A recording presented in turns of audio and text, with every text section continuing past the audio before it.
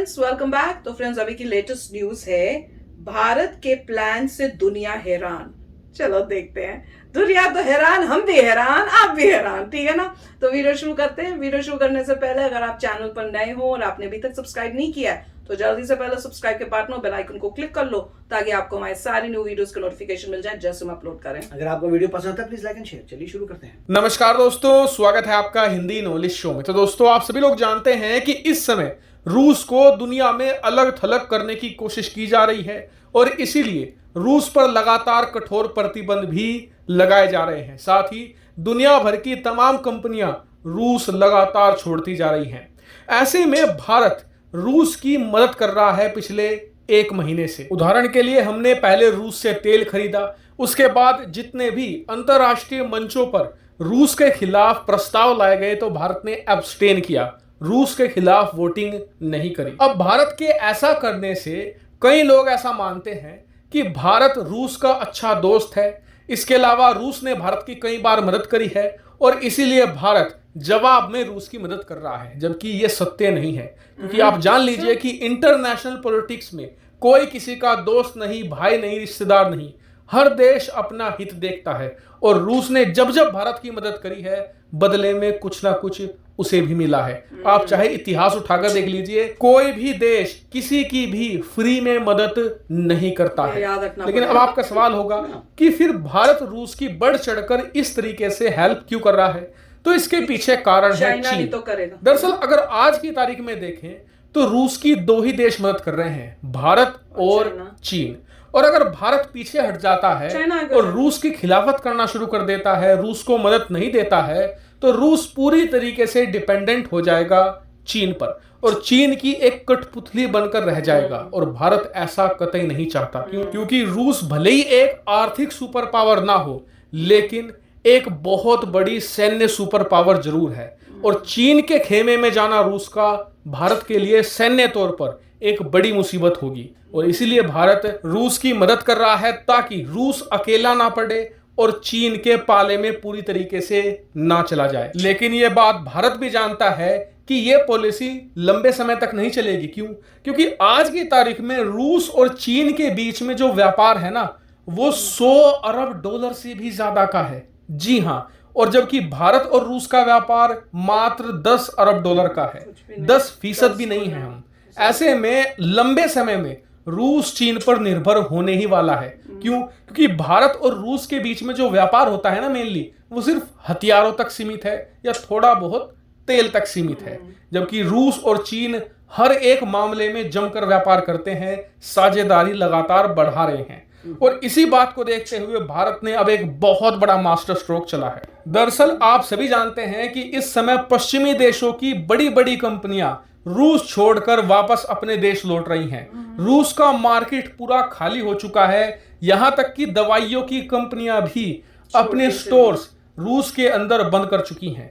ऐसे में एक बहुत बड़ा वैक्यूम क्रिएट हो गया है रूस के अंदर और हालात ये हैं कि ग्राहक तो बहुत सारे हैं लेकिन कोई बेचने वाला ही नहीं बचा और इस बात का फायदा अब भारत उठाने जा रहा है। दरअसल स्क्रीन पर आप देखिए, ब्लूमबर्ग की रिपोर्ट आई है जिसमें बताया गया है कि भारत रूस के साथ बातचीत कर रहा है कि जो भारतीय सामान है, भारतीय कंपनियां हैं, इन्हें रूस के अंदर इजी एक्सेस मिले और रूस के अंदर हम जमकर व्यापार करें।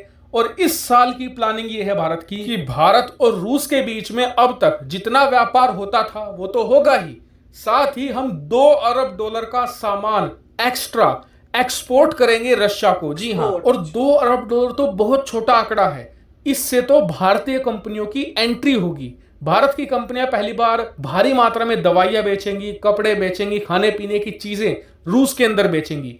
इससे तो बस एक बेस तैयार होगा। फिर आने वाले 2-3 सालों के अंदर हम रूसी मार्केट पर अपना दबदबा बना लेंगे और उसके बाद भारत और रूस के बीच में भी कई 100 अरब डॉलर का व्यापार हुआ करेगा। यह भारत के लिए बहुत अच्छा मौका है क्योंकि इस समय रूस की मार्केट में ग्राहक ही ग्राहक है, खरीदने वाले बहुत हैं लेकिन कोई बेचने वाला ही नहीं बचा। और उसके बाद चाहे भारत रूस से हथियार भी ना खरीदे, उसके बावजूद हम रूस को अपने ऊपर निर्भर कर देंगे और फिर उसे चीन से दूर जाना ही होगा और भारत के करीब आना ही होगा। यह भारत के लिए बहुत ही बढ़िया मौका है और भारत ने सही वक्त पर सही मास्टर स्ट्रोक चला है। उम्मीद करते हैं कि जल्द ही ये बातचीत पूरी होगी और भारतीय कंपनियों को बहुत ही इजी एक्सेस रशिया का मिलेगा। हालांकि इस पूरे मामले पर आपका क्या व्यू पॉइंट है, कमेंट करके जरूर बताएगा। फिलहाल इस वीडियो में इतना ही। Thank you very much for watching video. तो फ्रेंड्स, मैं तो कहूंगी कि इंडिया की गवर्नमेंट ने बहुत सोच समझ के ये जो है स्टेप्स लिए होंगे, और खासकर जब वो अभी मिलके आए हैं, यूएस से आए हैं, सारी बातचीत हुई है और उसके बाद ऐसे लग रहा है कि ये डिसीजन लिया गया है, तो सब उन्होंने सोच समझ के फिर ये किया होगा। मेरे को एक एंगल जब ये बोल रहे थे ना, जब उन्होंने बोला कि हम एक्सपोर्ट कर रहे हैं, तो मुझे तब दिमाग में आया कि देखो हम उनसे तेल ले रहे हैं, तो वो जो पैसे हैं वो हमको देने होंगे, तो अब वापस कैसे लें, वो एक बहुत अच्छा ये तरीका है कि आप कुछ बेचो तो वो उससे ना आपका जो है इक्वल हो जाएगा। ये नहीं होगा कि आप पैसे खर्च कर रहे हो और आपके पास आ कुछ नहीं रहा है, तो जो पैसे आप दे रहे हो उसी का कुछ अमाउंट या इक्वल अमाउंट वापस आ जाना चाहिए, क्योंकि करंटली रशिया की सिचुएशन इतनी खराब है, कोई पता नहीं कि आप पैसे दे दो और वापस उसके बाद आपको कुछ मिले ही ना। तो इसलिए बेटर तो है कि आप यूं दो और यूं लो, ताकि आपका पैसा आपको वापस आ जाए। और बिजनेस में होना यही चाहिए कि भैया जितना दिया उससे ज्यादा वापस आए, प्रॉफिट। जैसे फार्मास्यूटिकल कंपनीज अगर भेज रही है मेडिकेशन, तो वो वहां पे उसके बदले ऑयल आ रहा होगा आपका, हाँ, वो फ्री में, समथिंग लाइक दैट। वही होना चाहिए। मगर इसमें देखिए पॉइंट सबसे बड़ा यही था कि जो रशिया और चाइना है, उन्होंने एक कॉन्ट्रैक्ट साइन किया है विद नो लिमिटेशंस। उन्हें कि हमारी फ्रेंडशिप में कोई लिमिटेशन नहीं है, हम पूरा सपोर्ट करेंगे। वो पता नहीं इंटरनली कितना करते नहीं करते, मगर वो तो उनका चल रहा है सपोर्ट। दूसरी बात यह है कि रशिया जैसे है मिलिटरीली काफ़ी पावरफुल है, मगर इकोनॉमी में डूब रहा है, राइट। अभी और प्रॉब्लम्स आ रही है उनको इकोनॉमिकली। अब जो उनका मिलिट्री का स्टॉक पाइल है, जितने भी उनके साथ पड़े हुए वेपन्स, वो सारे यूज़ कर रहे हैं यूक्रेन में। अब जब यूक्रेन में यूज़ कर रहे हैं तो उनका मिलिट्री स्टॉक कम हो रहा है। अब नया मिलिट्री लॉक लाने के लिए पैसा चाहिए, खाने को पैसा नहीं है तो बनाओगे क्या तो वेपन्स। एक समय पे जब अपने पैर पे खड़े होगे या तो बनाना शुरू करोगे, मगर अभी जो है उनको डबल प्रॉब्लम आ रही है। एक तो ये कि मिलिट्री स्टॉक पाइल खत्म होता जा रहा है, क्योंकि आप भेज रहे हो वहाँ फाइटिंग के लिए यूक्रेन में, ऊपर से आपका जीडीपी कम है तो आप और प्रोड्यूस नहीं कर सकते, तो उनको प्रॉब्लम आ रही है। इस केस में ठीक है, इंडिया इन्वेस्ट करेगा, वहाँ पे अपनी कंपनीज खोलेगा, मगर जहाँ पे एक डेमोक्रेसी नहीं है वहाँ हमेशा डर आपको रहता है। क्यों? क्योंकि अगर कोई बातचीत ऐसे हो जाए वो परमानेंट होती है। मैंने ये पहले भी कहा था कि अगर मान लीजिए मिस्टर पुतिन के साथ कोई डिसएग्रीमेंट हो जाए, तो वो तो वहां से जाने नहीं पा रहे, तो लाइफ के लिए डिसएग्रीमेंट हो गई, फिर उसी पे लड़ते रहो, उसी को कोशिश करो कि उसे ठीक करे, क्या करें। परंतु डेमोक्रेसी में अच्छी बात होती है, अगर आपका एक प्रेसिडेंट से लड़ाई झगड़ा हुआ, कोई बात नहीं, वो भाई साहब ने अपने मैक्सिमम टर्म के बाद हटना है, नया बंदा आएगा दोबारा देखेगा। और जहां पर डेमोक्रेसी होती है वहां ऑपोजिशन भी होती है, तो अगर आपकी लड़ाई होगी तो ऑपोजिशन आपके साथ है, तो कोई ना कोई आपके पास एंगल होता है डेमोक्रेसी में। और हाँ, इंडिया भी डेमोक्रेसी है, तो ये थोड़ा रिस्क होता है। जैसे कहीं पर भी किसी भी कंट्री में जब आप ये सब करते हैं तो प्रॉब्लम आती है। जैसे वहाँ पे कितने सारे स्टारबक्स हैं, कितने सारे मैकडॉनल्ड्स हैं, कितने सारे और कंपनीज थी जो अब वहाँ पे छोड़ के आ गई हैं। अब छोड़ के आगे का मतलब, उनका मतलब पैसा डूब गया ना। ऐसा तो नहीं है कि उन्होंने अपनी मैकडॉनल्ड्स अपनी बेच दी, कोई है ही नहीं वहाँ खरीदने वाला। वो बोलेगा खरीद के करूंगा क्या, बहुत समय लगेगा कि कोई बंदा बोलेगा अच्छा मैं इसको खरीद देता हूँ मैकडॉनल्ड्स की बिल्डिंग को, या मैं अपना बनाता हूँ। इकोनॉमी इतनी ठप चल रही है कि कौन खरीदेगा उस मैकडॉनल्ड्स को।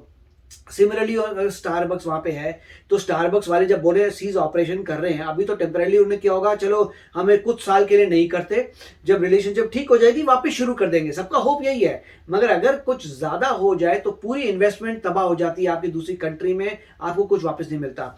अभी जैसे यहाँ पे रशियन एसेट्स को यहाँ पे फ्रीज किया गया यूएस में, वैसे ही रशिया ने ये अमेरिकन एसेट को फ्रीज कर दिया। उन्होंने बोल दिया अच्छा मैं तुम्हें बेचने नहीं दूंगा मैकडॉनल्ड्स, तो बेचने दूंगा स्टारबक्स, तो जो तो आपका माल फंस जाता है। तो मतलब काफी कॉम्प्लिकेट हो जाते हैं। मगर मैटर्स यहाँ पे अच्छा है, इंडिया के पास डेफिनेटली अपॉर्चुनिटी है कि आप जाइए अपनी वहाँ कंपनीज खोलिए, मगर आपको मैन पावर अपनी लेके जानी चाहिए। ऐसा वहाँ पे जो भी इंडियंस जा रहे हैं उनको रशियन सीखनी पड़ेगी, वहाँ पे सेटल होना पड़ेगा, बहुत कुछ करना पड़ेगा। क्योंकि जब भी आप इनिशियली जब कोई कंपनी जाती है, इंडियन जो मैनेजमेंट है वो जाएगी, उनको रशियन बोलनी आनी चाहिए, वहाँ के रीति रिवाज आने चाहिए, उनकी फैमिली वहाँ सेटल होगी, वहाँ पे कैसे उनका मतलब पूरा चेंज आएगा, फिर वो वहाँ पे एम्प्लॉयज लेंगे। तो मतलब काफी लंबा है, मगर कहीं ना कहीं तो शुरू करना ही था। बिल्कुल, काफी अच्छा वीडियो।